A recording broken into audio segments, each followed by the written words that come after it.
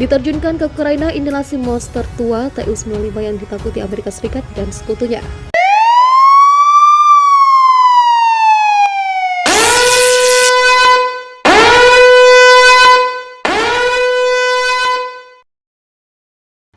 Mata dunia terbelalak saat Rusia akhirnya menyerang Ukraina. Selain menurunkan kekuatan pasukan darat, pihak Rusia juga menurunkan sejumlah pesawat tempurnya, termasuk pesawat pembom legendaris Tu-95. Pejabat intelijen Amerika Serikat mengungkapkan pesawat pembom strategi Rusia yang syarat dengan senjata telah disiap untuk penerbangan dari dalam Rusia. Dikatakan pula bahwa pasukan khusus Rusia telah memasuki Ukraina saat Kiev bersiap menghadapi apa yang dikhawatirkan sebagai gelombang pertama invasi skala penuh. Dilansir dari kontan.id, Uni Soviet di masa perang ingin memiliki sejumlah peralatan militer yang ditakuti Amerika Serikat dan sekutunya. Pasca bubarnya negara tersebut dan berakhirnya Perang Dingin, sejumlah peralatan militer kini diwariskan ke Rusia. Oleh Rusia, beberapa peralatan militer warisan Uni Soviet tersebut hingga saat ini masih dipertahankan. Walau diakui jika kekuatan ini sudah berkurang drastis, namun ada 1-2 senjata yang bisa memberi efek gentar pada lawan. Salah satunya ialah pembom tua torpedo Tu-95 Bear. Walau berasal dari era Perang Dingin, Tu-95 ialah monster sesungguhnya yang harus diwaspadai Amerika Serikat dan sekutunya. Dua pembom pembawa rudal strategis Tu-95MS melakukan penerbangan terjadwal di atas Laut Jepang dan Samudra Pasifik Barat Laut. Kementerian Pertahanan Rusia melakukan penerbangan terjadwal di wilayah udara di atas perairan netral. Jet tempur Su-35S dan Angkatan Udara Rusia mengawal pembom, kata Kementerian Pertahanan Rusia seperti dikutip di ISS. Di beberapa bagian rute, pembom pembawa rudal strategis Rusia dikawal oleh jet tempur F-15 Angkatan Udara Jepang. Ungkap Kementerian Pertahanan Rusia, penerbangan pembom strategis Tu-95MS berlangsung lebih dari 9 jam. Penerbangan tersebut berlangsung dengan kepatuhan ketat terhadap aturan internasional penggunaan wilayah udara. Kementerian Pertahanan Rusia menekankan, pesawat dari Divisi Penerbangan Jarak Jauh Rusia secara rutin melakukan penerbangan di atas perairan netral Arktik, Atlantik Utara, Laut Hitam, Laut Baltik, dan Samudra Pasifik. Kementerian Pertahanan Rusia menambahkan, Tu-95MS, Fakta Pertahanan Atlantik Utara NATO, menyebutnya sebagai BIR, dikembangkan sebagai pembawa rudal jelajah strategis jarak jauh yang diluncurkan dari udara. Pesawat tersebut adalah versi modifikasi dari Tu-95.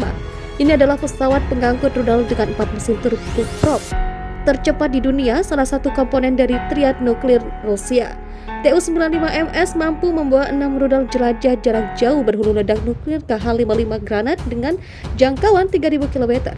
Rudal dipasang pada drum peluncuran ketapel di Teluk Bom.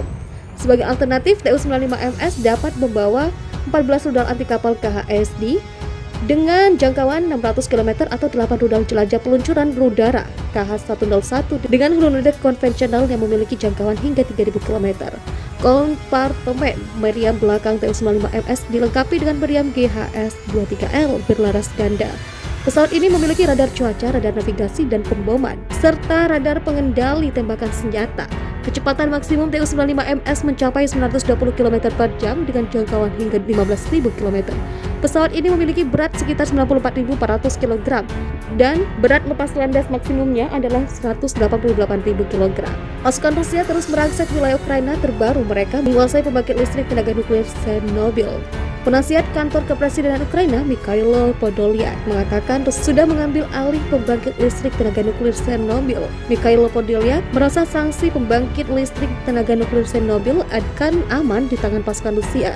Ini adalah salah satu ancaman paling serius di Eropa saat ini. Dunia harus tahu perbuatan Rusia, ujar Podolyak. Sebuah sumber keamanan Rusia mengatakan kepada Reuters bahwa Rusia ingin mengendalikan reaktor nuklir Chernobyl untuk memberi sinyal kepada NATO agar tidak ikut campur secara militer. Presiden Ukraina Volodymyr Zelensky tweet sesaat sebelum pembangkit listrik itu ditangkap, "Pembela kami memberikan hidup mereka sehingga tragedi 1986 tidak akan terulang. Ini adalah deklarasi perang melawan seluruh Eropa," tulis Zelensky di Twitter. Presiden Rusia Vladimir Putin memerintahkan serangan ke Ukraina pada dini hari yang menyebabkan kematian dan kehancuran. Dia kemudian mengeluarkan peringatan ke negara-negara lain bahwa setiap upaya untuk mengganggu tindakan Rusia akan menyebabkan konsekuensi yang belum pernah mereka lihat. Pakar keamanan Profesor Anthony Glass yakin bahwa ancaman Putin berkaitan dengan senjata nuklir dan mungkin Ukraina hari ini tetap bisa jadi kita semua besok. Dia mengatakan kepada Daily Star, tidak ada orang waras yang menginginkan perang nuklir, tetapi itu mungkin. Dan saya mengatakan ini dengan sangat serius bahwa Putin mungkin ingin perang nuklir. Dia telah mengancam kami dengan perang nuklir pagi ini, dan kami harus menunjukkan bahwa kami tidak akan mundur, karena jika kami mundur itu secara efektif mengakhiri NATO, ucapnya. Perang Rusia semakin sengit sejak malam hingga Jumat dini hari terjadi baku tembak di perbatasan Ukraina.